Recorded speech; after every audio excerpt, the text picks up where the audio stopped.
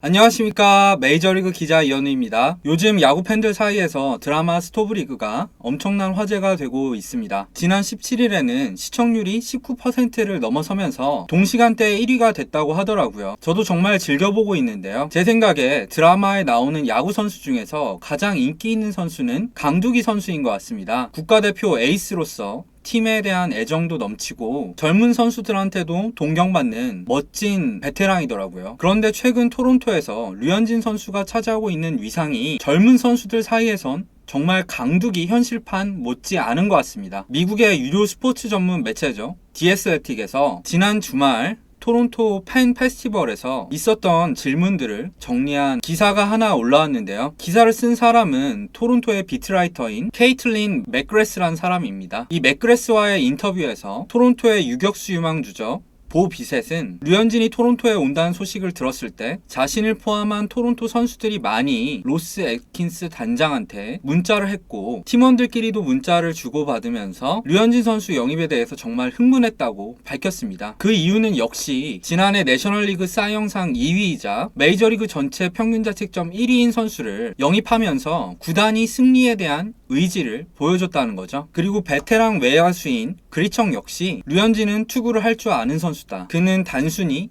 구속으로 윽박지르는 투수가 아니다. 공을 어떻게 던지는지 잘 알고 있다. 말하면서 그가 젊은 투수들을 많이 가르쳐 줄 거라고 생각을 한다. 그리고 팀원들을 달라지게 만들 수 있는 선수라고 생각한다. 라면서 류현진한테 단순히 에이스 역할뿐만 아니라 멘토로서의 역할까지도 기대를 했습니다. 젊은 투수들 쪽 반응은 더한데요. 예를 들어서 라이언 보루키 같은 경우에는 류현진 선수에게 커터를 어떻게 하면 잘 던지는지 물어볼 거라고 얘기를 했고요. 우한 투수인 트렌트 손트는 류현진을 영입했을 당시부터 류현진의 레파토리에 대해서 연구를 하고 있었고 스프링 캠프에서는 류현진에게 체인지업을 배우고 싶다고 얘기를 했습니다. 게다가 토론토의 최고 투수 유망주인 네이트 피어슨도 류현진은 최고의 에이스라고 생각한다. 그에게 배울 게 많을 것 같다. 이런 말을 하기도 했었죠. 그뿐만이 아닙니다. 포수 유망주인 리즈 맥과이어는 지난 시즌에 류현진과 호흡을 맞췄던 러셀 마틴한테 전화를 해서 류현진을 리드할 때 어떻게 해야 되는지, 류현진 선수의 레파토리는 어떤 것이 있는지 물어봤다고 하죠. 그러면서 하루빨리 플로리다로 가서 류현진 선수를 만나고 싶다고 밝히기도 했습니다. 그 밖에도 많은 얘기가 있었는데요. 확실히 알 수 있는 건 이게 단순히 립 서비스가 아니라는 거죠. 이것만 보더라도 다저스에 있을 때랑은 팀 내 위상이 달라진 것을 확인할 수 있습니다. 토론토 구단과 선수들은 류현진이 토론토의 에이스가 되어줄 거라고 믿고 있고요. 다른 한편으로는 젊은 선수들을 이끌어줄 멘토가 되리라고 기대를 하고 있죠. 이제 남은 것은 하나입니다. 바로 류현진이 실력으로 이런 기대에 부응하는 거겠죠. 그런데 사실 토론토가 류현진을 영입한 진짜 이유는 단순히 이런 거에서 한 발 더 나가서 구단의 투수 운영 기조에서 커다란 변화를 시도하고 있기 때문이기도 합니다. 바로 류현진의 체인지업을 비롯한 레파토리를 팀 전체에 이식하겠다는 건데요. 실제로 이번 오프시즌에 토론토가 영입한 투수들 대부분은 체인지업 등 오프스피드 피치를 주력으로 던지는 투수들입니다. 덧붙여서 유망주들에게도 이런 부분을 배울 것을 강조하고 있죠. 류현진은 단순히 에이스일 뿐만이 아니라 이런 토론토의 새로운 투수 운영 기조에서 가장 핵심적인 역할을 맡고 있는데요. 이건 피홈런을 줄이겠다는 토론토 구단의 의지이기도 합니다. 이 부분에 대해선 나중에 더 자세히